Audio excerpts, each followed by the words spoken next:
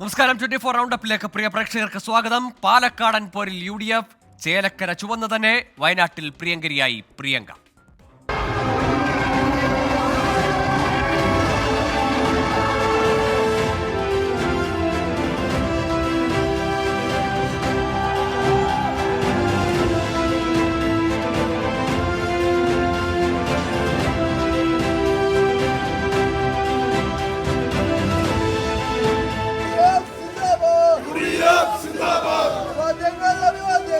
ഞങ്ങൾ ഇടതുപക്ഷ ജനാധിപത്യ മുന്നണിയുടെ സ്ഥാനാർത്ഥികൾ ചേലക്കരക്കാർക്ക് വിശ്വാസമാണ്.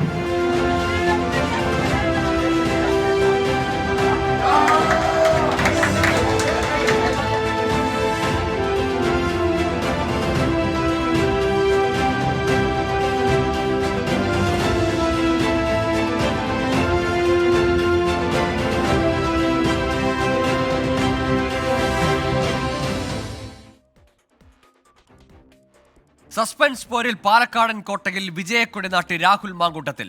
വോട്ടെണ്ണലിന്റെ ആദ്യ മണിക്കൂറുകളിൽ കുതിച്ച BJPയുടെ C കൃഷ്ണകുമാറിനെ ബഹുദൂരം പിന്നിലാക്കിയാണ് രാഹുൽ മാങ്കൂട്ടത്തിന്റെ റെക്കോർഡ് ജയം. 18,840 വോട്ടിന്റെ ഭൂരിപക്ഷം. രണ്ടാം സ്ഥാനത്തിനായി C കൃഷ്ണകുമാറും ഡോക്ടർ P സരിനും തമ്മിലുള്ള ഇഞ്ചോടിഞ്ച് പോരാട്ടമാണ് വോട്ടെണ്ണലിന്റെ അവസാന റൗണ്ടുകളിൽ ഉണ്ടായത്.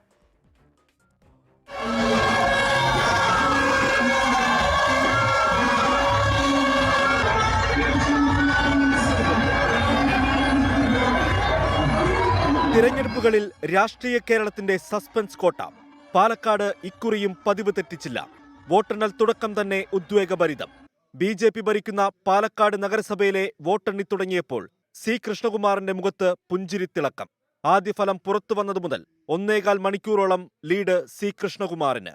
4ാം റൗണ്ട് പൂർത്തിയായപ്പോൾ BJP ക്യാമ്പിലെ പുഞ്ചിരി മാഞ്ഞു. പതിയെ ലീഡ് ഉയർത്തിയ രാഹുൽ BJP കുതിപ്പിന് തടയിട്ടു. പിന്നെ മാറി മറിയുന്ന ലീഡുനില.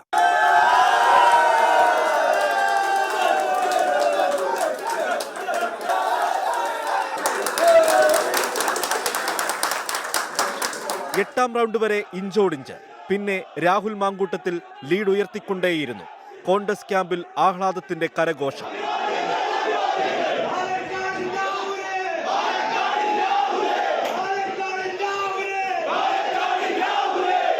ശക്തി കേന്ദ്രമായ പിരായിരിയിലെ വോട്ടെണ്ണിക്കഴിഞ്ഞതോടെ പിടിച്ചു നിർത്താനാകാത്ത വിധം ഭൂരിപക്ഷം 10,000 കടന്ന് രാഹുലിന്റെ കുതിപ്പ്. സ്വാധീന മേഖലകളായ മാത്തൂർ, കണ്ണാടി പഞ്ചായത്തുകളിൽ നേരിയ ലീഡ് ഡോക്ടർ P സരിൻ നേടിയെങ്കിലും രാഹുലിനെ വെല്ലാൻ കഴിഞ്ഞില്ല. C കൃഷ്ണകുമാറുമായി രണ്ടാം സ്ഥാനത്തിനായിരുന്നു അവസാന റൗണ്ടുകളിൽ ഡോക്ടർ P സരിന്റെ പോര്. അപ്പോഴേക്കും റെക്കോർഡ് ജയം കുറിച്ച് രാഹുൽ മാങ്കൂട്ടത്തിൽ പാലക്കാട്ടെ ഹൃദയത്തേരിലേറി. ഭൂരിപക്ഷം 18,000-ലേറെ.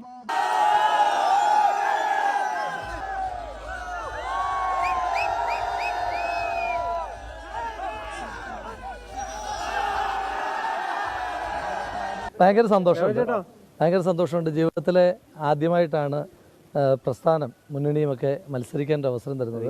ആ അവസരം ഇങ്ങനെ ആകുന്നതിനകത്ത് വലിയ സന്തോഷമുണ്ട്. BJPയേക്കാൾ 2,000 വോട്ടിന്റെ വ്യത്യാസത്തിൽ 3ാം സ്ഥാനത്തായി LDF. ഷാഫി പറമ്പലിനേക്കാൾ വലിയ ഭൂരിപക്ഷമാണ് പാലക്കാടൻ ജനത രാഹുൽ മാങ്കൂട്ടത്തിന് നൽകിയത്. BJPയുടെ വോട്ടിൽ വൻ ഇടിവ്. കഴിഞ്ഞ തവണ ലഭിച്ചതിനേക്കാൾ കൂടുതൽ വോട്ട് ലഭിച്ചുവെന്ന് പറഞ്ഞു നിൽക്കാമെന്നതാണ് LDFന്റെ ആശ്വാസം. പാലക്കാട് നിന്നും ടീം 24-നൊപ്പം തനേഷ് തമ്പി.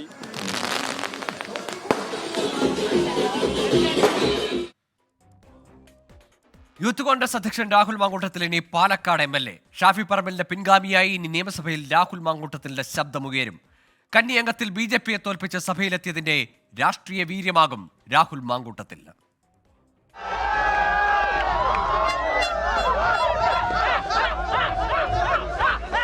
കോൺഗ്രസ് പാളയത്തിൽ നിന്ന് ഡോക്ടർ P സരിനെ അടർത്തിയെടുത്ത് കളത്തിലിറക്കുമ്പോൾ CPIM-ന് സ്വപ്നങ്ങളേറെയായിരുന്നു. പാലക്കാടൻ കരിമ്പനകളിൽ വിജയത്തിന്റെ ചെങ്കൊടി കെട്ടുന്നത് CPIM മനക്കോട്ട കണ്ടു. ഈ ശ്രീധരനിലൂടെ നേടിയ മുന്നേറ്റത്തിന്റെ ചുവട് പിടിച്ച് മണ്ഡലം പിടിക്കാൻ പരിചിതനായ C കൃഷ്ണകുമാറിനെയാണ് BJP രംഗത്തിറക്കിയത്. പക്ഷേ എല്ലാം തകിടം മറിച്ച പ്രകടനമായിരുന്നു UDF-ന്റേത്. പാളയത്തിൽ പടയും കൊഴിഞ്ഞുപോക്കും തളർത്തിക്കളയുമെന്ന് കരുതിയിടത്തു നിന്ന് കോൺഗ്രസിന്റെ അസാധ്യ കുതിപ്പ്. ആ കുതിപ്പിന് ചുക്കാൻ പിടിച്ചത് ഷാഫി പറമ്പിലും VD സതീശനും.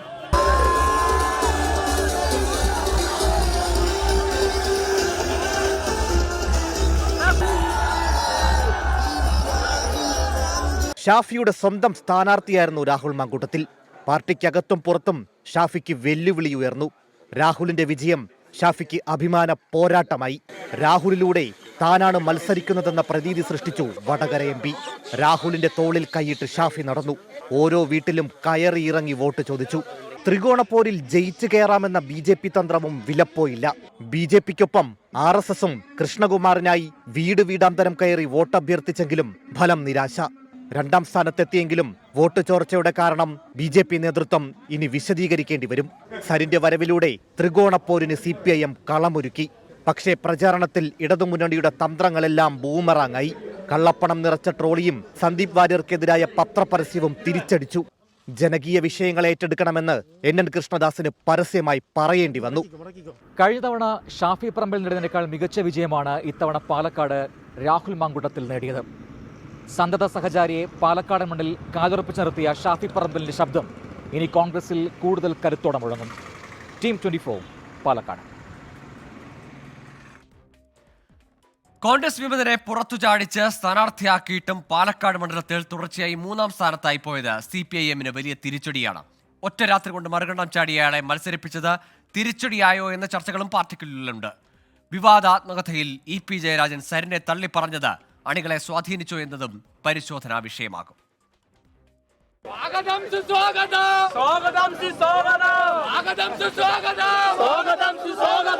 ശക്തമായ ത്രികോണ മത്സരം നടക്കുന്നുവെന്ന പ്രതീതി സൃഷ്ടിക്കാൻ കഴിഞ്ഞെങ്കിലും വീണ്ടും 3ാം സ്ഥാനത്തേക്ക് വീണുവെന്നതാണ് പാലക്കാട് CPM നേരിടുന്ന ദുരവസ്ഥ. പ്രതികൂല മണ്ഡലം, പ്രതികൂല രാഷ്ട്രീയം എന്നതാണ് ഈ പരിതാപകരമായ സ്ഥിതിക്ക് CPM നിരത്തുന്ന വിശദീകരണം. എന്നാൽ BJP എതിർത്ത് UDF മിന്നുന്ന വിജയം നേടിയത് പാർട്ടിയുടെ ഉത്തരം മുട്ടിക്കുന്നു. കഴിഞ്ഞ നിയമസഭാ ലോക്സഭാ തെരഞ്ഞെടുപ്പുകളെക്കാൾ അല്പം വോട്ട് കൂട്ടാനായി എന്നത് മാത്രമാണ് ആശ്വാസം പകരുന്നത്. 2ാം സ്ഥാനത്തെത്തുമെന്ന ഉറച്ച വിശ്വാസം യാഥാർത്ഥ്യമാകാത്തത് വമ്പൻ തിരിച്ചടിയായി. നഗരസഭയിലെ മോശം പ്രകടനം ആവർത്തിച്ച LDF ശക്തി കേന്ദ്രങ്ങളായ കണ്ണാടി, മാത്തൂർ പഞ്ചായത്തുകളിലും ആഗ്രഹിച്ച ഭൂരിപക്ഷം നേടിയില്ല. അതോടെയാണ് 2900 വോട്ടിന് 2ാം സ്ഥാനം നഷ്ടമായത്. സ്ഥാനാർത്ഥി നിർണയം പാളിയതാണോ ഈ തിരിച്ചടിക്ക് കാരണമെന്ന് ചൂണ്ടിക്കാട്ടുന്നവരുണ്ട്. കോൺഗ്രസിൽ നിന്ന് കാലുമാറി വന്ന സരിനെ അണികൾ സ്വീകരിച്ചുവെന്ന സംശയമാണ് ഇതിനടിസ്ഥാനം. എന്നാൽ നേതൃത്വം അത് തള്ളിക്കളയുന്നു. സരിൻ സ്ഥാനാർത്ഥിയായി വന്നിരുന്നില്ലെങ്കിൽ പ്രകടനം ഇതിലും മോശമാകുമെന്നാണ് പ്രതികരണം. പ്രചാരണത്തിന്റെ അവസാന ഘട്ടത്തിൽ വന്ന EP ജയരാജന്റെ ആത്മകഥാ വിവാദവും തിരിച്ചടിക്ക് വഴിവെച്ചോ എന്ന് സംശയമുണ്ട്. സരിനെ ഇകഴ്ത്തുന്ന EP ജയരാജന്റെ പരാമർശം ഇടതു വോട്ടർമാരിൽ തന്നെ സംശയങ്ങളുണ്ടാക്കിയെന്ന് കരുതുന്നവരുണ്ട്. നീല ട്രോളി ബാഗ് കേന്ദ്ര കഥാപാത്രമായ കള്ളപ്പണ വിവാദം തിരിച്ചടിച്ചോ എന്ന സംശയവും CPIMൽ സജീവമാണ്. മുതിർന്ന നേതാവ് NN കൃഷ്ണദാസ് തന്നെ പെട്ടി വിവാദത്തെ തള്ളിപ്പറഞ്ഞ് പരസ്യമായി രംഗത്തെത്തിയിരുന്നു. വോട്ടെടുപ്പിന്റെ തലേന്ന് വന്ന വിവാദ പരസ്യവും പ്രതികൂലമായി ബാധിച്ചോ എന്ന സംശയം CPIMലുണ്ട്. ഇതെല്ലാം വരും ദിവസങ്ങളിൽ ചർച്ചയാകും. R. ശ്രീജിത്ത്, 24 പാലക്കാട്. 24 റൗണ്ടപ്പിലേക്ക് വീണ്ടും. A ക്ലാസ് മണ്ഡലത്തിലെ തോൽവി മാത്രമല്ല BJP അലട്ടുന്നത്. സംസ്ഥാന അധ്യക്ഷൻ നേരിട്ട് നയിച്ച തെരഞ്ഞെടുപ്പായിട്ടുകൂടി വോട്ടിലുണ്ടായ ചോർച്ച പാർട്ടിക്കുള്ളിൽ ചോദ്യം ചെയ്യപ്പെടും.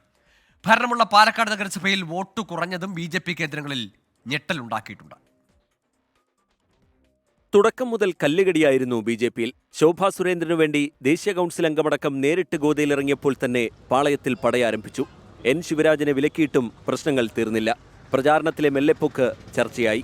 സ്ഥിരമൊരു സ്ഥാനാർത്ഥിയെന്ന ലേബലും വോട്ടല്ല നോട്ടിലാണ് കണ്ണെന്ന ആരോപണങ്ങളും C. കൃഷ്ണകുമാറിന് തിരിച്ചടിയായി. മൂത്താൻ സമുദായം കൈവിടുമെന്ന് കരുതിയിരുന്നെങ്കിലും അതുണ്ടായില്ല. A ക്ലാസ് മണ്ഡലത്തിലെ നാണം കെട്ട തോൽവിക്ക് നേതാക്കൾ മറുപടി പറയേണ്ടി വരും. വോട്ട് കുറഞ്ഞത് പരിശോധിക്കുമെന്ന് സംസ്ഥാന അധ്യക്ഷൻ K. സുരേന്ദ്രനും സ്ഥാനാർത്ഥി C. കൃഷ്ണകുമാറും. പാലക്കാട് ഒരു 3,000-4,000 വോട്ടിന്റെ വ്യത്യാസം എങ്ങനെ ഉണ്ടായി എന്നുള്ളതിനെ സംബന്ധിച്ച് ഞങ്ങൾ വിശദമായിട്ടുള്ള പരിശോധനകൾ നടത്തി, ആത്മപരിശോധന നടത്തി, ശരിയായ നിലയിൽ വീണ്ടും ജനങ്ങളെ സമീപിച്ച് തദ്ദേശ തെരഞ്ഞെടുപ്പും നിയമസഭാ തെരഞ്ഞെടുപ്പും വരുന്നതിന് മുമ്പ് ആവശ്യമായിട്ടുള്ള പ്രവർത്തനങ്ങൾ നടത്തി ജനപിന്തുണ ആർജിക്കാൻ വേണ്ടിയിട്ട് നല്ല പരിശ്രമം നടത്തണമെന്ന് തന്നെയാണ് നിശ്ചയിക്കുന്നത്. തെറ്റുകൾ വന്നിട്ടുണ്ടെങ്കിൽ അത് തിരുത്തി ഞങ്ങൾ ശക്തമായിട്ട് മുന്നോട്ട് പോകും. തെരഞ്ഞെടുപ്പ് നിയന്ത്രണം പൂർണ്ണമായി K. സുരേന്ദ്രന്റെ കയ്യിലായിരുന്നു. വിജയസാധ്യതയുള്ള മറ്റ് സ്ഥാനാർത്ഥികളെ പരിഗണിക്കാത്തതിൽ ഒരു വിഭാഗത്തിന് കടുത്ത അതൃപ്തിയുണ്ട്. ഇതിനുള്ള മറുപടി കൂടി സുരേന്ദ്രൻ നൽകേണ്ടി വരും. 2021 നിയമസഭാ തെരഞ്ഞെടുപ്പ് വെച്ച് താരതമ്യം ചെയ്യുമ്പോൾ 7066 വോട്ടുകളാണ് പാലക്കാട് നഗരസഭയിൽ BJPക്ക് കുറഞ്ഞത്. സന്ദീപ് വാര്യരുടെ സാന്നിധ്യവും അവസാനഘട്ടത്തിൽ BJPക്ക് തിരിച്ചടിയായിട്ടുണ്ട്. ശക്തി മേഖലയിലെ തോൽവിയിൽ ഇനി എന്ത് നടപടി എന്നാണ് കണ്ടറിയേണ്ടത്. 24 പാലക്കാട്. പാലക്കാട് സ്ഥാനാർത്ഥി മറ്റാരെങ്കിലും ആണെങ്കിൽ വിജയം ഉറപ്പായേനെ എന്ന് BJP ദേശീയ കൗൺസിൽ അംഗം N. ശിവരാജൻ. അടിത്തറയ്ക്ക് കോട്ടം സംഭവിച്ചിട്ടില്ലെങ്കിലും മേൽക്കൂരയ്ക്ക് ചില പ്രശ്നങ്ങളുണ്ട്. സന്ദീപ് വാര്യർ പാർട്ടി വിട്ടുപോകാൻ പാടില്ലായിരുന്നുവെന്നും എൻ ശിവരാജൻ 24-നോട് പറഞ്ഞു. ഞാനിപ്പോഴും പ്രതീക്ഷിക്കുന്നു BJPക്ക് അടിത്തറയ്ക്ക് ഒരു കോട്ടവും വന്നിട്ടില്ല. മേൽക്കുറയ്ക്ക് ചില കോട്ടങ്ങളുണ്ട്. വോട്ട് ക്യാൻവാസ് ചെയ്യാൻ പറ്റിയ 3 മുഖങ്ങളാണ്. Number 1 Shobha Surendran, number 2 V Muraleedharan, 3 K Surendran. ഈ 3 പേർക്ക് മാത്രമേ പബ്ലിക്കിൻ്റെ ഇടയിൽ വോട്ട് വാങ്ങാൻ പറ്റൂ. ശോഭാ സുരേന്ദ്രനോ വി മുരളീധരനോ കെ സുരേന്ദ്രനോ അല്ലെങ്കിൽ റിസൾട്ട് വേറെ മറിച്ചാകാമെന്നുള്ള ഒരു വിശ്വാസം എനിക്കുണ്ട്. ഇപ്പോഴും ഉണ്ട്. അത് ഞാനായിരുന്നെങ്കിൽ മാറി നിന്നുണ്ടാവും. എനിക്ക് വേണ്ട. ഇപ്പം ഞാൻ നിന്നവനാണ്. അദ്ദേഹം ചെയ്തിട്ടില്ല, അദ്ദേഹം ഞാൻ ചെയ്തിരുന്നു. പാലക്കാട്ടെ തോൽവിക്ക് പിന്നാലെ BJPയിൽ അമർഷം പുകയുന്നു. NDA സ്ഥാനാർത്ഥി C കൃഷ്ണകുമാറിനെതിരെ ഫേസ്ബുക്ക് പോസ്റ്റുമായി പന്തളത്തെ BJP പ്രവർത്തകർ. പാലക്കാട് കഴിഞ്ഞു, ഇനി പന്തളം എന്നാണ് ക്ഷേമകാര്യ സ്റ്റാൻഡിംഗ് കമ്മിറ്റി ചെയർപേഴ്സന്റെ ഭർത്താവ് അജിയുടെ ഫേസ്ബുക്ക് പോസ്റ്റ്. പാലക്കാട് BJP സ്ഥാനാർത്ഥി C കൃഷ്ണകുമാറിന് സംഘടനാ ചുമതലയുള്ള നഗരസഭയാണ് പന്തളം. ചേലക്കരയിലെ ഇടതു കോട്ടയെ ഇളക്കാൻ UDFന്റെ രമ്യ ഹരിദാസിനെ മുൻനിർത്തി കോൺഗ്രസ് നേതൃത്വം ഒന്നടങ്കം പ്രവർത്തിച്ചിട്ടും ചേലക്കരയുടെ മനസ്സ് ഇടതിനൊപ്പം. 12,000-ലധികം വോട്ടുകളുടെ ഭൂരിപക്ഷമാണ് UR പ്രദീപ് നേടിയത്. സംസ്ഥാനത്ത് ഭരണവിരുദ്ധ വികാരമെന്ന് പ്രതിപക്ഷ ആരോപണങ്ങൾക്കുള്ള മറുപടി കൂടിയാണ് ചേലക്കരയിലെ LDF വിജയം. 2.5 പതിറ്റാണ്ടിലേറെയായി ഇടതുപക്ഷത്തിന്റെ ഉള്ളം കൈയിലായിരുന്ന ചേലക്കര തിരികെ പിടിക്കാനാണ് രമ്യ ഹരിദാസിനെ മുൻനിർത്തി അരയും തലയും മുറുക്കി കോൺഗ്രസ് ഇറങ്ങിയത്. ദേശീയ നേതാക്കൾക്കടക്കം ചുമതല നൽകി മാസങ്ങൾ നീണ്ട പ്രചാരണം. എന്നാൽ ഇടതടിത്തറയും UR പ്രദീപിന്റെ വ്യക്തിപ്രഭാവവും മറികടക്കാൻ കോൺഗ്രസിനായില്ല. രമ്യ ഹരിദാസിന് പാർലമെന്റ് തെരഞ്ഞെടുപ്പിൽ നേരിട്ടതിലും ദയനീയമായ തോൽവി ചേലക്കരയുടെ ഇടതു മനസ്സ് സമ്മാനിച്ചു. സർക്കാരിനെതിരായ ഭരണവിരുദ്ധ വികാരമാകും ചേലക്കരയിലെ തെരഞ്ഞെടുപ്പ് ഫലമെന്നായിരുന്നു UDFന്റെ ആദ്യം മുതലുള്ള വാദം. സർക്കാരിനെതിരായ ആരോപണങ്ങൾക്കും ആക്ഷേപങ്ങൾക്കുമുള്ള പ്രതിരോധമാകും UR പ്രദീപിന്റെ വിജയം. തെരഞ്ഞെടുപ്പിന്റെ ആദ്യഘട്ട പ്രചാരണം മുതൽ LDF UR പ്രദീപിന്റെ വ്യക്തിപ്രഭാവം ഉയർത്തിക്കാട്ടാനാണ് ശ്രമിച്ചത്. മുഖ്യമന്ത്രിയുടെ ചിത്രങ്ങൾ പോലുമില്ലാതെ നടത്തിയ പ്രചാരണം, പാർട്ടി സെക്രട്ടറി പ്രസംഗത്തിനു പകരം ബൂത്ത് കമ്മിറ്റികളിൽ പങ്കെടുത്ത് നടത്തിയ സംഘാടനം, എല്ലാ തന്ത്രങ്ങളും വിജയിച്ചതോടെ ഇടതോരം ചേർന്നു ചേലക്കര. ചേലക്കര അങ്ങനെ വീണ്ടും ചുവന്നു തുടുക്കുകയാണ്. ഇടതുപക്ഷ സർക്കാരിന്റെ ജനവിരുദ്ധ നയങ്ങൾക്കുള്ള മറുപടിയാകും ചേലക്കര എന്ന് പറഞ്ഞ പ്രതിപക്ഷത്തിന് നേരെയുള്ള ഏറ്റവും വലിയ പ്രതിരോധമാണ് LDFന് ഈ വിജയം. ക്യാമറാമാൻ ദിനേഷ് ബാബുരാജിനൊപ്പം സൂരജ് 24. 3 വർഷത്തെ ഇടവേളയ്ക്ക് ശേഷമാണ് UR പ്രദീപ് വീണ്ടും മണ്ഡലത്തിന്റെ പ്രതിനിധിയാകുന്നത്. UR പ്രദീപിന്റെ സൗമ്യതയും ജനകീയ ഇടപെടലും ചേലക്കരക്കാർ നെഞ്ചേറ്റി. 3 പതിറ്റാണ്ടിനടുത്ത് ഇളകാത്ത ഇടതുകോട്ടയായ ചേലക്കരയിലെ പരിചിത മുഖമാണ് UR പ്രദീപ്. 2016 ആദ്യമായി നിയമസഭയിലേക്ക് K രാധാകൃഷ്ണന്റെ പകരക്കാരനായി പ്രദീപിന്റെ ആദ്യ മത്സരം. പരമ്പരാഗത LDF മണ്ഡലമായ ചേലക്കരയിൽ 10,000-ലേറെ വോട്ടിന്റെ ഭൂരിപക്ഷത്തിലാണ് അന്ന് പ്രദീപ് വിജയിച്ചത്. ഇത്തവണ കോൺഗ്രസിലെ രമ്യ ഹരിദാസുമായുള്ള പോരാട്ടത്തിൽ ഭൂരിപക്ഷം 12,201 ഉയർത്തി. 2000 മുതൽ 2005 വരെ ദേശമംഗലം പഞ്ചായത്ത് പ്രസിഡന്റായിരിക്കെ പ്രദീപ് നടത്തിയ പ്രവർത്തനങ്ങൾ ശ്രദ്ധേയമായിരുന്നു. 2005 മുതൽ 2010 വരെ പഞ്ചായത്ത് വൈസ് പ്രസിഡന്റായും പ്രവർത്തിച്ചു. 2022 മുതൽ 24 ഒക്ടോബർ വരെ സംസ്ഥാന പട്ടികജാതി പട്ടികവർഗ വികസന കോർപ്പറേഷൻ ചെയർമാനായി. സൗമ്യമായ പ്രവർത്തനവും ജനകീയ ഇടപെടലുകളുമാണ് UR പ്രദീപിന്റെ മുഖമുദ്ര. Research desk 24. ഉപതെരഞ്ഞെടുപ്പിൽ യാതൊരു ചലനവും ഉണ്ടാക്കാതെ PV അൻവറിന്റെ DMK ചേലക്കരയിൽ നിർണായക ശക്തിയാകുമെന്ന പ്രഖ്യാപനം പാഴായി. 4,000 വോട്ട് തികച്ചു നേടാനാകാതെയാണ് DMKയുടെ കന്നി മത്സരം. ചേലക്കരയിൽ വിപ്ലവം സൃഷ്ടിക്കുമെന്ന് അവകാശപ്പെട്ടാണ് PV അൻവറിന്റെ DMK സ്വതന്ത്ര സ്ഥാനാർത്ഥിക്ക് പിന്തുണ നൽകിയത്. പിണറായിക്കെതിരെ യുദ്ധം പ്രഖ്യാപിച്ച് പോരിനിറങ്ങി ഇടതു വോട്ടുകൾ പിടിച്ചെടുക്കുകയായിരുന്നു ലക്ഷ്യം. AICC അംഗമായിരുന്ന NK സുധീറിനെ കോൺഗ്രസിൽ നിന്നും അടർത്തിയെടുത്ത് സ്ഥാനാർത്ഥിയാക്കി. ഇതുവഴി കോൺഗ്രസ് വോട്ടുകളും അൻവർ പ്രതീക്ഷിച്ചു. പക്ഷേ പെട്ടി പൊട്ടിച്ചപ്പോൾ അൻവറിന്റെ കണക്കുകൂട്ടലുകൾ തെറ്റി. ആകെ നേടാനായത് 3,920 വോട്ടുകൾ. വോട്ടെണ്ണലിന്റെ ഒരു ഘട്ടത്തിലും നേരിയ വെല്ലുവിളി ഉയർത്താൻ പോലും NK സുധീറിനായില്ല. കിട്ടിയതത്രയും പിണറായിസത്തിനെതിരായ വോട്ടെന്ന PV അൻവർ. ചേലക്കരയെ സംബന്ധിച്ച് കമ്മ്യൂണിസ്റ്റ് കോട്ടയിൽ നിന്ന് ഞങ്ങൾക്ക് പിടിക്കാൻ കഴിഞ്ഞു എന്നത് കഴിഞ്ഞ 2.5-3 മാസമായി ഞാൻ സംസാരിച്ചു കൊണ്ടിരിക്കുന്ന പിണറായിസത്തിനെതിരെയുള്ള വോട്ടാണ്. അൻവറിനെ പണ്ടേ ജനം തള്ളിക്കളഞ്ഞതെന്ന K രാധാകൃഷ്ണൻ MP. യുദ്ധസമാനമായിട്ടുള്ള സംവിധാനത്തോടു കൂടിയാണ് ഈ മണ്ഡലത്തിലേക്ക് അൻവറും സംഘവും കടന്നു വന്നത്. എന്തെല്ലാം പൊള്ളയായ വാഗ്ദാനങ്ങളാണ് ജനങ്ങൾക്ക് നൽകിയത്, എന്തെല്ലാം കള്ളത്തരങ്ങളാണ് വിളിച്ചു പറഞ്ഞത്. ആ കള്ളപ്രചാര വേലയെല്ലാം ജനങ്ങൾ തള്ളിക്കളയുന്ന കാഴ്ചയാണ് നമ്മൾ ഈ തെരഞ്ഞെടുപ്പിൽ കാണുന്നത്. ഇരുമുന്നണികളെയും വെല്ലുവിളിച്ച് DMK രൂപീകരിച്ച അൻവറിന് കനത്ത തിരിച്ചടിയാണ് ചേലക്കരയിലെ തെരഞ്ഞെടുപ്പ് ഫലം.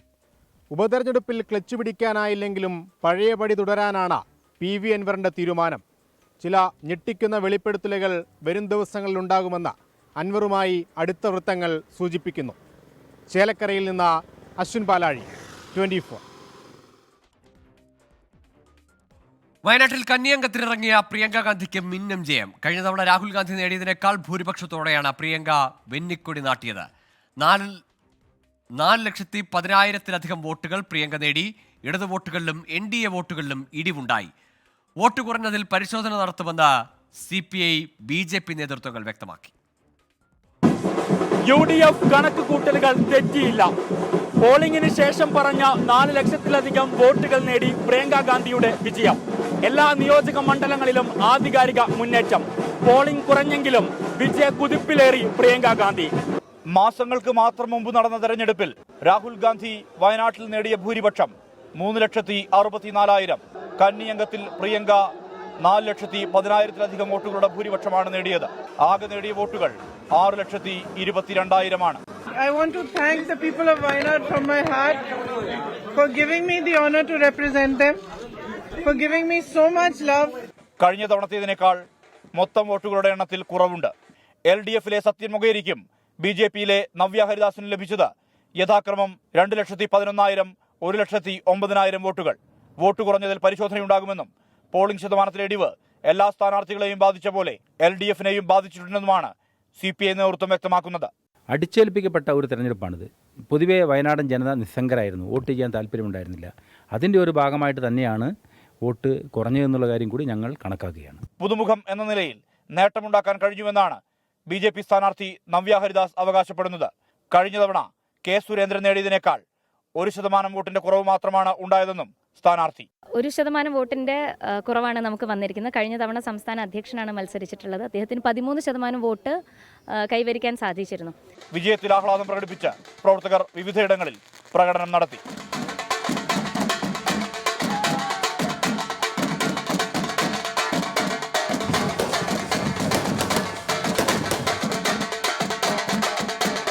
വർദ്ധിത ഭൂരിപക്ഷത്തോടെയാണ് പ്രിയങ്ക ഗാന്ധി ഡൽഹിയിലേക്ക് പോകുന്നത്. അതുകൊണ്ട് തന്നെ വയനാട്ടിലെ UDF പ്രവർത്തകരുടെ ആവേശം ഉയരുകയാണ്. സഹോദരൻ രാഹുൽ ഗാന്ധിയുടെ കഴിഞ്ഞ തവണത്തെ റെക്കോർഡിനെ ബ്രേക്ക് ചെയ്തുകൊണ്ടാണ് പ്രിയങ്ക ഗാന്ധിയുടെ കന്നി അംഗത്തിലെ വിജയമെന്നത് വലിയ ആവേശം നൽകുകയാണ് വയനാട്ടിലെ UDF പ്രവർത്തകർക്ക്.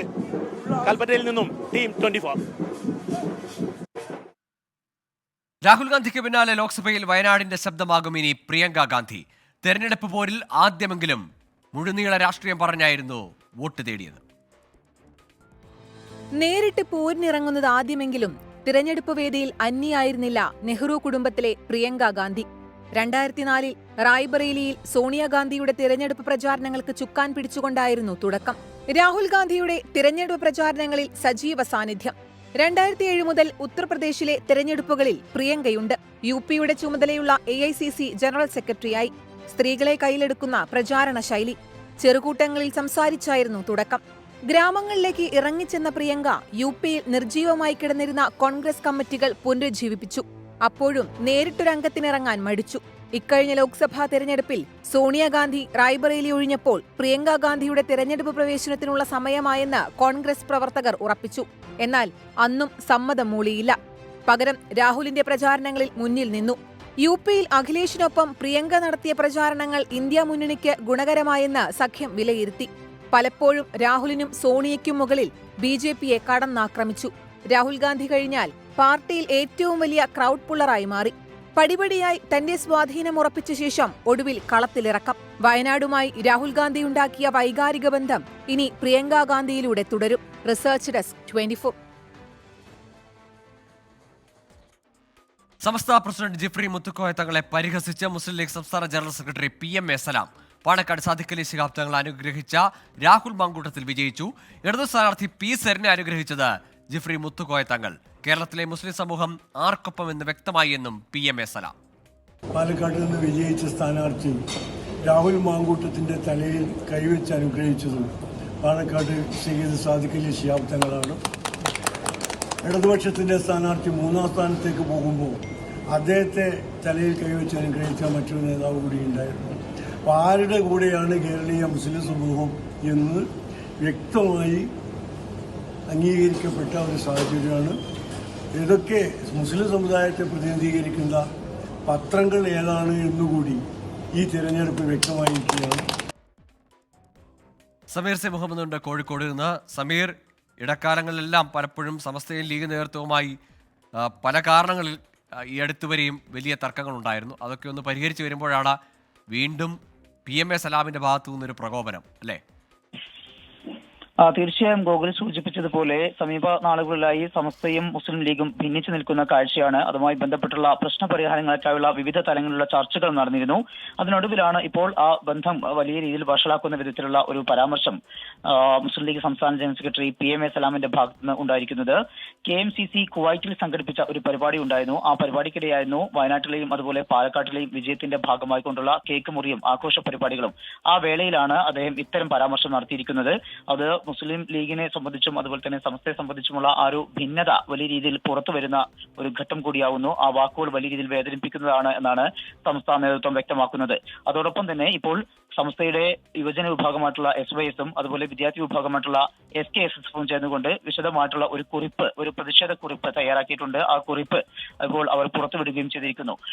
പാണക്കാട് ജിഫ്രി മുത്തുക്കോയ തങ്ങളെ അപമാനിച്ച ഈ സംഭവവുമായി ബന്ധപ്പെട്ട് PMA സലാമിന്റെ നടപടിയിൽ ശക്തമായ പ്രതിഷേധം രേഖപ്പെടുത്തുന്നു തുടങ്ങിക്കൊണ്ടാണ് ഈ കുറിപ്പ്. അതുപോലെ തന്നെ സലഫി ആദർശമാണ് PMA സലാം ഉൾപ്പെടെയുള്ളവർ മുന്നോട്ട് വെക്കുന്നത്. ആ ആദർശം ഉൾക്കൊണ്ടുകൊണ്ടുള്ള കാര്യങ്ങളുമായിട്ട് മുന്നോട്ട് പോകുമ്പോൾ പക്ഷേ സമസ്തയെ വിമർശിക്കാൻ നിൽക്കേണ്ട, സമസ്തയെയും സംസ്ഥാധ്യക്ഷനെയും വിമർശിച്ചു കഴിഞ്ഞാൽ അതിന് ശക്തമായിട്ടുള്ള തിരിച്ചടി നൽകും എന്നുള്ള കാര്യം കൂടി അവർ വ്യക്തമാക്കുന്നു. ഒപ്പം തന്നെ ഈ വിഷയത്തിൽ സംസ്ഥാന മുഷാവറ ചെയ്തുകൊണ്ട് ഇദ്ദേഹത്തിനെതിരെ, അതായത് PMA സലാമിനെതിരെ ശക്തമായിട്ടുള്ള നടപടി ആവശ്യപ്പെട്ടുകൊണ്ട് ഒരു പ്രമേയം പാസാക്കണം എന്നുള്ള ആവശ്യം കൂടി SYSഉം SKSSഫും മുന്നോട്ട് വെക്കുന്നുണ്ട്. 9 പേർ ഒപ്പുവെച്ചുകൊണ്ടുള്ള ഒരു പ്രസ്താവനയാണ് ഇപ്പോൾ പുറത്തു വന്നിരിക്കുന്നത്. SYSന്റെ സംസ്ഥാന ജനറൽ സെക്രട്ടറി സയ്യിദ് മുഹമ്മദ് കോയ തങ്ങൾ ജമാലുലൈലി, അതുപോലെ തന്നെ വർക്കിംഗ് സെക്രട്ടറി ആയിട്ടുള്ള അബ്ദുൽ ഹമീദ് ഫൈസി അമ്പലക്കടവ്, അതുപോലെ SYSന്റെ പ്രധാനപ്പെട്ട മറ്റൊരു നേതാവാണ് അബ്ദുൽ സമദ് പൂക്കോട്ടൂർ. ചില വിഷയങ്ങളൊക്കെ ഉണ്ടാകുമ്പോൾ മുസ്ലിം ലീഗിനൊപ്പം നിന്ന് പ്രവർത്തിക്കുന്ന അല്ലെങ്കിൽ മുസ്ലിം ലീഗിനൊപ്പമുള്ള അത്തരം നിലപാട് സ്വീകരിക്കുന്ന ഒരു വ്യക്തി കൂടിയാണ് അബ്ദുൽ സമദ് പൂക്കോട്ടൂർ. പക്ഷേ അദ്ദേഹവും ഈ വിഷയത്തിൽ ശക്തമായ രീതിയിൽ പ്രതിഷേധിക്കുന്നു. PMA സലാമിന്റെ നടപടി ശരിയായില്ല എന്നുള്ള കാര്യം അദ്ദേഹവും വ്യക്തമാക്കുന്നുണ്ട്. അങ്ങനെ SKSSFന്റെയും SSFന്റെയും ഒക്കെ നേതാക്കൾ SKSSFന്റെയും SYSന്റെയും നേതാക്കൾ ഒപ്പുവെച്ച 9 പേർ ഒപ്പുവെച്ച ഒരു പത്ര പ്രസ്താവനയാണ് ഇപ്പോൾ പുറത്തു വന്നിരിക്കുന്നത്. ശക്തമായ അമർഷം ഈ വിഷയത്തിൽ രേഖപ്പെടുത്തുന്നുണ്ട് ഗൂഗിൾ. ശരി, സമസ്ത പ്രസിഡന്റായ ജിഫ്രി മുത്തുക്കോയ തങ്ങളെ പരിഹസിച്ചുകൊണ്ടുള്ള PMA സലാമിന്റെ പരാമർശമാണ് പുതിയ പോരിന്, സമസ്ത ലീഗ് പോരിന് വഴി തുറക്കുന്നത്. സമീർ സി മുഹമ്മദാണ് കോഴിക്കോട് നിന്ന് വിവരങ്ങൾ നൽകിയത്. കോഴിക്കോട് മറ്റൊരു വാർത്തയിലേക്കാണ്. കുടരഞ്ഞി കൂമ്പാറയിൽ മിനി പിക്കപ്പ് ലോറി കുഴിയിലേക്ക് വീണ് ഒരാൾ മരിച്ചു. പശ്ചിമബംഗാൾ സ്വദേശിയായ ഷാഹിദുൽ ഷെയ്ഖാണ് മരിച്ചത്. 17 പേർക്ക് പരിക്കേറ്റു. കോൺക്രീറ്റ് ജോലി കഴിഞ്ഞ് മടങ്ങിയ തൊഴിലാളികളാണ് അപകടത്തിൽപ്പെട്ടത്. സ്ഥലത്ത് തിരുവമ്പാടി MLAയും തിരുവമ്പാടി CIയും തമ്മിൽ വാക്കുതർക്കമുണ്ടായി. തിരുവമ്പാടി CIയുടെ ഭാഗത്തു നിന്നുണ്ടായത് ശരിയായ സമീപനമല്ലെന്ന് ലിൻഡോ ജോസഫ് MLA 24നോട് പറഞ്ഞു. ഒരു അപകട സ്ഥലത്ത് പോലീസ് പൊതുവിൽ കാണിക്കേണ്ടുന്ന ഒരു ജാഗ്രതയുണ്ട്. പക്ഷേ CIയുടെ ഭാഗത്തുനിന്നൊരു ആ രൂപത്തിലുള്ള ഉയർന്ന നിലയിലുള്ള ഒരു ഇടപെടൽ ഉണ്ടായില്ല. അതിൻ്റെ ഭാഗമായിട്ടുണ്ടായ ഒരു ചെറിയ വാക്കുതർക്കം മാത്രമാണ്. അത് SPയോടും അതുപോലെ തന്നെ DVSPയോടും അദ്ദേഹത്തിൻ്റെ ഭാഗത്തുനിന്നുണ്ടായിട്ടുള്ള നിരുത്തരവാദിത്തപരമായിട്ടുള്ളൊരു പ്രവർത്തനത്തിൻ്റെ ഭാഗമായി ബന്ധപ്പെട്ട മേലുദ്യോഗസ്ഥരെ പ്രസ്തുത വിവരം അപ്പോൾ തന്നെ ഞാൻ വിളിച്ചറിയിച്ചിരുന്നു. മിഥില ബാലനുണ്ട് കോഴിക്കോട് നിന്ന് വിവരങ്ങളുമായി. മിഥില, ഒരുപാട് ആളുകൾക്ക് പരിക്കേറ്റിരുന്നു, 10ലധികം ആളുകൾക്ക്. ഇവരുടെയൊക്കെ ആരോഗ്യനില തൃപ്തികരമാണോ? ഇവരെല്ലാം ഒരുമിച്ച് ജോലി ചെയ്തിരുന്ന ആളുകളാണോ? ഗൂഗിൾ, നിലവിൽ ഇപ്പോൾ 16 പേരാണ് ചികിത്സയിലുള്ളത്. 17 പേർക്കായിരുന്നു പരിക്കേറ്റുണ്ടായിരുന്നത്. അതിൽ ഒരാളാണ് മരിച്ചത്. പശ്ചിമ ബംഗാൾ സ്വദേശി ഷാഹിദുൽ ആണ് മരിച്ചത്. ബാക്കി ചികിത്സയിലുള്ള 16 പേരുടെ ആരോഗ്യനില തൃപ്തികരം എന്ന് തന്നെയാണ് ഇപ്പോൾ ആശുപത്രിയിൽ നിന്നും അറിയിച്ചിട്ടുള്ളത്. വൈകിട്ട് 7 മണിയോടെയാണ് ഈ ഒരു അപകടമുണ്ടായത്. കോഴിക്കോട് കൂമ്പാറ കക്കാടംപൊയിൽ റോഡിലെ മേലെ കൂമ്പാറയിൽ വെച്ച് നിയന്ത്രണം വിട്ട ഈ മിനി പിക്കപ്പ് ലോറി 50 അടിയോളം താഴ്ചയിലേക്ക് പതിക്കുകയായിരുന്നു. ഒരു വീടിന്റെ ടെറസും കഴിഞ്ഞ് അതിലും താഴോട്ട് വീഴുകയായിരുന്നു. ആ ഒരു സമയത്ത് അവിടെ ഓടിക്കൂടിയ നാട്ടുകാരും മുക്കം ഫയർഫോഴ്സും എല്ലാമാണ് ഈ ഒരു അപകടത്തിൽപ്പെട്ട ഈ 17 പേരെയും ആശുപത്രിയിൽ എത്തിച്ചത്. ആശുപത്രിയിൽ എത്തിച്ച് KMCT വെച്ചാണ് ഈ അതിഥി തൊഴിലാളിയായ ഷാഹിദുൽ മരിച്ചത്. പിന്നീട് അവിടെ കൂടിയിരുന്ന നാട്ടുകാരെ അവിടെ നിന്ന് മാറ്റുന്നതായിരുന്നു CI. അത് മാറ്റുന്നതിനിടയിലാണ് തിരുവമ്പാടി MLA ലിൻഡോ ജോസഫും ഈ CIയും തമ്മിലൊരു വാക്കുതർക്കമുണ്ടായത്. ഈ വാക്കുതർക്കത്തിൽ ഈ ഒരു CIക്കെതിരെ വകുപ്പ് തല നടപടി വേണമെന്നാണ് ഇപ്പോൾ MLA ആവശ്യപ്പെട്ടുള്ളത്. ഇത്തരം ഒരു ദുരന്തം ഉണ്ടാകുന്ന സമയത്ത് ഒരു പോലീസിന്റെ ഭാഗത്തുനിന്നും ഉണ്ടാകേണ്ട നടപടിയല്ല ഈ CIയുടെ ഭാഗത്തുനിന്നും ഉണ്ടായത് എന്നാണ് ലിൻഡോ ജോസഫ് 24 പറഞ്ഞത്. അതുകൊണ്ട് തന്നെ ഈ CIക്കെതിരെ വടകര റൂറൽ SPക്ക് പരാതി നൽകിയിട്ടുണ്ട്, DYSPക്ക് പരാതി നൽകിയിട്ടുണ്ട്. ഒരു വകുപ്പ് തല നടപടി വേണം എന്നാണ് ഇപ്പോൾ MLA ആവശ്യപ്പെട്ടിരിക്കുന്നത്. നിലവിൽ ഈ നേരത്തെ സൂചിപ്പിച്ചതുപോലെ തന്നെ ചികിത്സയിലുള്ള 16 പേരുടെയും ആരോഗ്യനില തൃപ്തികരമാണ്. ഗോകുൽ. ശരി. കോഴിക്കോട് കൂടരഞ്ഞി കൂമ്പാറയിലാണ് പിക്കപ്പ് ലോറി മറിഞ്ഞ ഒരു അതിഥി തൊഴിലാളി പശ്ചിമബംഗാൾ സ്വദേശി മരിച്ചത്. മറ്റ് 16 പേർക്ക് പരിക്കേറ്റിട്ടുണ്ട്. അവരുടെ നില തൃപ്തികരമെന്നതാണ് മിഥില ബാലൻ നൽകുന്ന വിവരം. തിരഞ്ഞെടുപ്പിൽ എന്തൊക്കെ അടിയൊഴുക്കുകൾ സംഭവിച്ചാലും ഫലം കാണാൻ പ്രേക്ഷകർ തിരഞ്ഞെടുക്കുന്നത് 24 തന്നെ. ലോകത്തെവിടെ നിന്നായാലും തെരഞ്ഞെടുപ്പ് ഫലം കാണാൻ മലയാളികൾക്ക് ഒരേ ഒരു ചോയ്സ് 24 ആണ്. ഇത്തവണയും അത് തെളിയിക്കപ്പെട്ടു. പ്രേക്ഷക പ്രീതിയിൽ ഭൂഖണ്ഡാന്തര പ്രഭാവമുള്ള ചാനൽ ഏതെന്ന് ചോദിച്ചാൽ അതിനുത്തരം ഇതാണ്. Hello, good morning. നിങ്ങൾക്കറിയുന്നത് പോലെ ഇന്നാണ് വിധി ദിനം. വിധി ദിനം എന്ന് പറഞ്ഞാൽ ഒരു ഒന്നൊന്നര വിധി ദിനമാണ്. കൃത്യമായി ലക്ഷ്യത്തിൽ പതിക്കുന്ന ഭൂഖണ്ഡാന്തര മിസൈൽ പോലെ മലയാളികൾ ഉള്ളിടത്തെല്ലാം തെരഞ്ഞെടുപ്പ് ഫലത്തിന്റെ ആവേശവുമായി 24 എത്തി.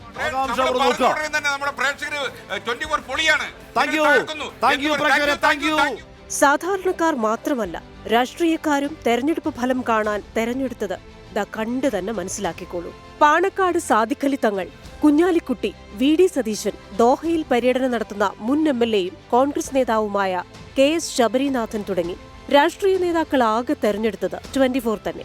ദോഹയിലെ ഇൻകാസ് ഭാരവാഹികളായ മണികണ്ഠൻ, ഷാനവാസ്, ജോപ്പച്ചൻ, ഹൈദർ, താജു, റഹ്മാൻ, പ്രദീപ് പിള്ള, സിദ്ദിഖ് എന്നിവരും ശബരിനാഥനൊപ്പമുണ്ടായിരുന്നു.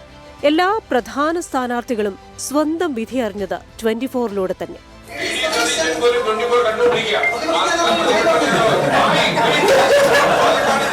Saudi Arabia, Bahrain, Qatar, Nigeria തുടങ്ങിയ രാജ്യങ്ങളിലെ പ്രേക്ഷകരുമായി R ശ്രീകണ്ഠൻ നായരും അവതാരകരും തത്സമയം സംവദിച്ചു.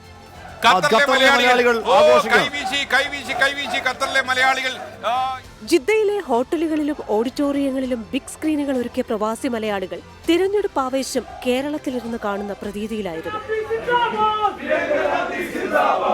പ്രായമായവർ മാത്രമല്ല, വോട്ടെണ്ണൽ ദിനം കുരുന്നുകളുടെ വോട്ടും 24 തന്നെ.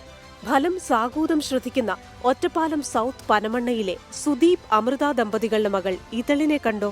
യൂട്യൂബ് ഉൾപ്പെടെയുള്ള സോഷ്യൽ മീഡിയ പ്ലാറ്റ്ഫോമുകളിലും 24ന് പ്രേക്ഷക പിന്തുണ കരുത്തേകി. ആയിരങ്ങൾ, പതിനായിരങ്ങൾ, ലക്ഷങ്ങളുടെ ആവേശോജ്വലമായ സ്വീകരണങ്ങൾ ഏറ്റുവാങ്ങിക്കൊണ്ട് 24 അങ്ങനെ മുന്നേറുകയാണ് ജനഹൃദയങ്ങളിലേക്ക്. 2,10,000 ആളുകളിലധികം ഇപ്പോ യൂട്യൂബിൽ നമ്മുടെ ഇത് കണ്ടുകൊണ്ടിരിക്കുന്നു. യൂട്യൂബിൽ മാത്രം സെൻട്രൽ ഡെസ്ക് 24. നിയമസഭാ തെരഞ്ഞെടുപ്പ് നടന്ന മഹാരാഷ്ട്രയിൽ BJP സഖ്യവും ജാർഖണ്ഡിൽ ഇന്ത്യ മുന്നണിയും അധികാരത്തിൽ. 288-ൽ 220 സീറ്റ് നേടിയാണ് മഹാരാഷ്ട്രയിൽ BJP സഖ്യത്തിന്റെ മിന്നും ജയം. ജാർഖണ്ഡിൽ കഴിഞ്ഞ തെരഞ്ഞെടുപ്പിനേക്കാൾ മികച്ച പ്രകടനം നടത്തിയാണ് JMM കോൺഗ്രസ് സഖ്യം അധികാരം നിലനിർത്തിയത്. മഹാരാഷ്ട്രയിൽ മഹാവികാസ് അഗാഡി സഖ്യത്തിന്റെ ചുവടുകളെല്ലാം പിഴച്ചു. മാസങ്ങൾക്ക് മുമ്പ് നടന്ന ലോക്സഭാ തിരഞ്ഞെടുപ്പിലെ മുന്നേറ്റം നിയമസഭയിൽ ആവർത്തിക്കാൻ കഴിയാതെ കോൺഗ്രസും ഉദ്ധവ് താക്കറെയും ശരത് പവാറും തകർന്നടിഞ്ഞു. തകർപ്പൻ ജയമാണ് മഹാരാഷ്ട്രയിൽ BJPയുടെ മഹായുതി സഖ്യത്തിന്റേത്. 288 അംഗ നിയമസഭയിൽ 220ഓളം സീറ്റുകളിൽ വിജയം. BJPക്ക് തനിച്ച് 125ലേറെ സീറ്റ്. BJP സഖ്യത്തിനാണ് ഭൂരിപക്ഷം എക്സിറ്റ് പോളുകളും വിജയം പ്രവചിച്ചതെങ്കിലും പ്രവചനങ്ങളെയെല്ലാം മറികടക്കുന്ന മിന്നും ജയം. ഏക്നാഥ് ഷിൻഡെയെയും അജിത് പവാറിനെയും മറുകണ്ഠം ചാടിച്ച് സംസ്ഥാന ഭരണം അട്ടിമറിച്ചെന്ന ആരോപണത്തെ മറികടക്കാൻ ഈ വിജയത്തിലൂടെ BJPക്ക് കഴിയും.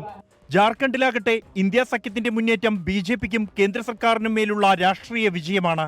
തന്നെ അറസ്റ്റ് ചെയ്ത് 5 മാസം ജയിലിലിട്ട കേന്ദ്ര ഏജൻസികളോടുള്ള ഹേമന്ത് സോറന്റെ മധുര പ്രതികാരം. JMMഉം കോൺഗ്രസും കഴിഞ്ഞ തവണത്തേക്കാൾ നില മെച്ചപ്പെടുത്തുകയും ചെയ്തു. മഹാരാഷ്ട്രയിൽ നിലവിൽ ഉപമുഖ്യമന്ത്രിയായ ദേവേന്ദ്ര ഫഡ്നാവിസ് മുഖ്യമന്ത്രിയാകും. മുഖ്യമന്ത്രിയായ ഏക്നാഥ് ഷിൻഡെ ഉപമുഖ്യമന്ത്രിയായേക്കും.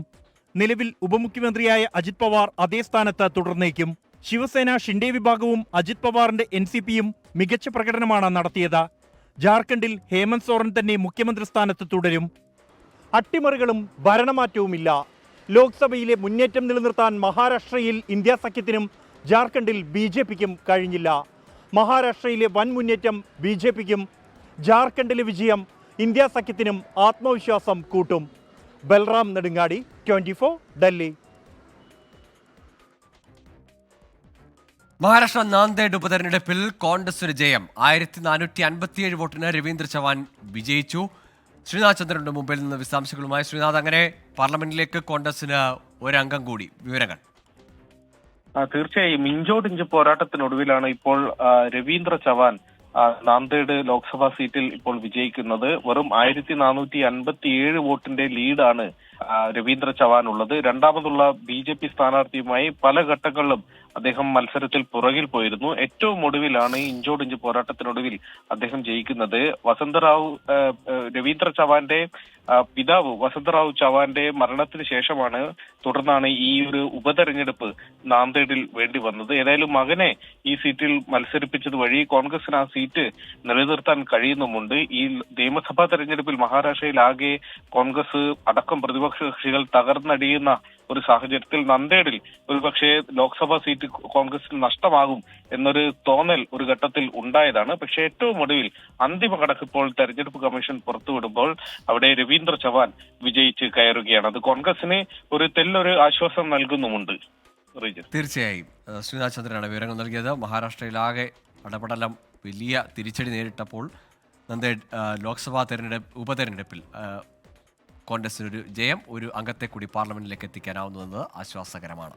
മഹാരാഷ്ട്രയിലെ മഹായുദ്ധത്തിൽ പൊരുതാൻ പോലും കഴിയാതെയാണ് ഇന്ത്യ സഖ്യത്തിന്റെ പതനം. ലോക്സഭയിലെ തിരിച്ചടികളിൽ നിന്ന് പാഠം ഉൾക്കൊണ്ട BJP ആകട്ടെ അടിത്തട്ട് മുതൽ പ്രവർത്തനം ശക്തമാക്കി. മഹായുതി സർക്കാർ പ്രഖ്യാപിച്ച ക്ഷേമ പദ്ധതികളും BJP സഖ്യത്തിന്റെ വിജയം എളുപ്പമാക്കി. ചരിത്രത്തിലെ ഏറ്റവും വലിയ സീറ്റ് നിലയിലേക്കാണ് BJP ഒറ്റയ്ക്ക് കുതിച്ചത്. സഖ്യകക്ഷികളും അപ്രതീക്ഷിത കുതിപ്പിൽ ഒപ്പമുണ്ട്. ലോക്സഭാ തെരഞ്ഞെടുപ്പിലെ തിരിച്ചടിയിൽ നിന്ന് ഈ വിധം തിരിച്ചുവരവ് നടത്തിയതിന് പിന്നിൽ പലതുണ്ട് കാരണം. സ്ത്രീകൾക്ക് മാസം 1500 രൂപ മാസസഹായം സംസ്ഥാന സർക്കാർ പ്രഖ്യാപിച്ചത് ലോക്സഭാ തോൽവിക്ക് ശേഷം. അത് 2100 രൂപയാക്കുമെന്ന് തെരഞ്ഞെടുപ്പ് വാഗ്ദാനവും നൽകി. ഇത്തവണ സ്ത്രീ വോട്ടർമാരുടെ പോളിംഗ് 6% ഉയർന്നത്. സ്ത്രീകളുടെ വോട്ട് NDA പാളയത്തിലേക്ക് കേന്ദ്രീകരിച്ചെന്ന് വേണം കരുതാൻ. അപകടം മണത്ത കോൺഗ്രസ് സഖ്യം 3000 രൂപ വാഗ്ദാനം ചെയ്തെങ്കിലും അത് ഗുണം ചെയ്തില്ല. യുവാക്കൾ, മുതിർന്ന പൗരന്മാർ, അങ്ങനെ ഏതാണ്ട് എല്ലാ മേഖലയിലേക്കും ക്ഷേമ പദ്ധതികൾ സർക്കാർ വ്യാപിപ്പിച്ചു. മുംബൈയിൽ ടോൾ ഒഴിവാക്കി. യോഗി ആദിത്യനാഥ് അടക്കമുള്ള BJP നേതാക്കൾ നടത്തിയ പല പ്രസംഗങ്ങളും വർഗീയ ധ്രുവീകരണം വോട്ടർമാർക്കിടയിൽ ഉണ്ടാക്കിയിരിക്കാം. ശിവസേനയിലെ പിളർപ്പിൽ സേനാ വോട്ടർമാർ ഷിൻഡെക്കൊപ്പം നിന്നതും പ്രതിപക്ഷത്തിന് ആഘാതം കൂട്ടി. ഹിന്ദുത്വ ആശയത്തിൽ നിന്ന് ഉദ്ധവ് പിന്നോട്ട് പോയെന്ന പ്രചാരണം ഷിൻഡെക്ക് ഗുണമായി. ഭരണവിരുദ്ധ വികാരം എവിടെയും ഉണ്ടായതുമില്ല. തെരഞ്ഞെടുപ്പിൽ തിരിമറി ആരോപിക്കുകയാണ് പ്രതിപക്ഷം. അദാനി വഴി BJP സംസ്ഥാനത്ത് പണമൊഴുക്കിയെന്നാണ് ആരോപണം. സമാനതകളില്ലാത്ത വലിയ വിജയമാണ് മഹായുതി മുന്നണി മഹാരാഷ്ട്രയിൽ നേടിയെടുക്കുന്നത്. സംസ്ഥാനത്തിന്റെ എല്ലാ മേഖലകളിലും സമഗ്രാധിപത്യത്തോടെയാണ് അധികാരം നിലനിർത്തുന്നത്. തിരിച്ചുവരവ് എളുപ്പമല്ലാത്ത വലിയ വീഴ്ചയാണ് പ്രതിപക്ഷ സഖ്യത്തിൻ്റെത്. മുംബൈയിൽ നിന്നും വരുൺ വടശ്ശേരിക്കൊപ്പം ശ്രീനാഥ് ചന്ദ്രൻ, 24. മഹാരാഷ്ട്രയിൽ നെഗറ്റീവ് പൊളിറ്റിക്സും കുടുംബ രാഷ്ട്രീയവും പരാജയപ്പെട്ടെന്ന് പ്രധാനമന്ത്രി നരേന്ദ്രമോദി. കോൺഗ്രസിനും ഒപ്പമുള്ളവർക്കും മഹാരാഷ്ട്ര മറുപടി നൽകി. കസേര നോക്കി നടക്കുന്നവരെ വോട്ടേഴ്സ് അംഗീകരിക്കില്ല. ജാർഖണ്ഡിലെ ജനതയ്ക്കും നന്ദി പറയുന്നുവെന്ന് പ്രധാനമന്ത്രി. सच्चाई को स्वीकार करना ही नहीं चाहते. ये लोग आज भी भारत के सामान्य वोटर के विवेक को कम करके आंकते हैं. देश का वोटर, देश का मतदाता अस्थिरता नहीं चाहता. देश का वोटर नेशन फर्स्ट की भावना के साथ है. जो कुर्सी फर्स्ट का सपना देखते हैं उन्हें देश का वोटर पसंद नहीं करता. സംസ്ഥാന ഭരണത്തെ പിടിച്ചുകുലുക്കിയ കേന്ദ്ര സർക്കാരിനോടുള്ള മധുര പ്രതികാരമാണ് ജാർഖണ്ഡിലെ ഹേമന്ത് സോറന്റെ തിളങ്ങുന്ന ജയം. കാൽ നൂറ്റാണ്ടിന്റെ ചരിത്രമുള്ള സംസ്ഥാനത്ത് ഇതാദ്യമായാണ് തുടർഭരണം. ഗ്രാമീണ ആദിവാസി മേഖലകളിലെ പിന്തുണയാണ് ജാർഖണ്ഡിൽ ഇന്ത്യ മുന്നണിയുടെ വിജയമുറപ്പിച്ചത്. ലോക്സഭാ തിരഞ്ഞെടുപ്പിൽ ജാർഖണ്ഡിൽ വിജയം കൊയ്ത BJP ആ ആത്മവിശ്വാസവുമായാണ് നിയമസഭാ പോരിനിറങ്ങിയത്. 5 മാസത്തെ ജയിൽവാസം കഴിഞ്ഞെത്തിയ ഹേമന്ത് സോറൻ സംസ്ഥാനമൊട്ടുക്കും നടത്തിയ പ്രചാരണത്തിൽ BJPയുടെ കാലിടറി. കഴിഞ്ഞ തവണത്തേക്കാൾ സീറ്റുകൾ നേടിയാണ് JMM നേതൃത്വത്തിലുള്ള ഇന്ത്യ മുന്നണിയുടെ വിജയക്കുതിപ്പ്. JMM-ഉം കോൺഗ്രസും RJD-യും CPI-ML-ഉം നില മെച്ചപ്പെടുത്തി. ഇന്ത്യ മുന്നണിയുടെ സീറ്റുകൾ 50 കടന്നു. आधी आबादी को, नौजवानों को, किसानों को, मजदूरों को, सभी जाति धर्म के लोगों ने मतों का उपयोग किया है. इसके लिए मैं उनको बहुत बहुत धन्यवाद और आभार प्रकट करता हूं. ഹേമന്ത് സോറന്റെ അറസ്റ്റിൽ ആദിവാസി മേഖലയിലുണ്ടായ രോഷം BJPക്കെതിരായി. സ്ത്രീകൾക്കായുള്ള ക്ഷേമ പദ്ധതികൾ JMM-ന്റെ പിന്തുണ കൂട്ടി. കൽപ്പന സോറന്റെ രാഷ്ട്രീയ പ്രവേശനവും പ്രചാരണവും അണികളിൽ ആവേശമായി. മികച്ച പ്രകടനമാണ് കോൺഗ്രസ് നടത്തിയതെന്ന് KC വേണുഗോപാൽ. ജാർഖണ്ഡിലെ ജനങ്ങൾ എഴുതിയിരിക്കുന്ന വിധിയെഴുത്ത് വളരെ ശക്തമാണ്. അവിടുത്തെ അത് JMM കോൺഗ്രസ് സഖ്യം ഭരിക്കണം വീണ്ടും എന്നുള്ളത് അത് നല്ല ഒരു വിക്ടറി തന്നെയാണ് കോൺഗ്രസിനെ സംബന്ധിച്ചിടത്തോളം. NDAയുടെ പ്രതീക്ഷകൾ ജാർഖണ്ഡിൽ തെറ്റി. നുഴഞ്ഞുകയറ്റവും മുസ്ലിം സംവരണവും ഏക സിവിൽ കോഡും BJP പ്രചാരണായുധമാക്കിയെങ്കിലും ഏശിയില്ല. പ്രധാനമന്ത്രി നരേന്ദ്രമോദി അടക്കം കളം നിറഞ്ഞ് പ്രചാരണം നടത്തിയെങ്കിലും BJPക്ക് നേടാനായത് 21 സീറ്റുകൾ. ഹേമന്ത് സോറിന് പകരം മുഖ്യമന്ത്രിയായ ചമ്പൈ സോറിന്റെ പാർട്ടി പ്രവേശനവും BJPയെ തുണച്ചില്ല.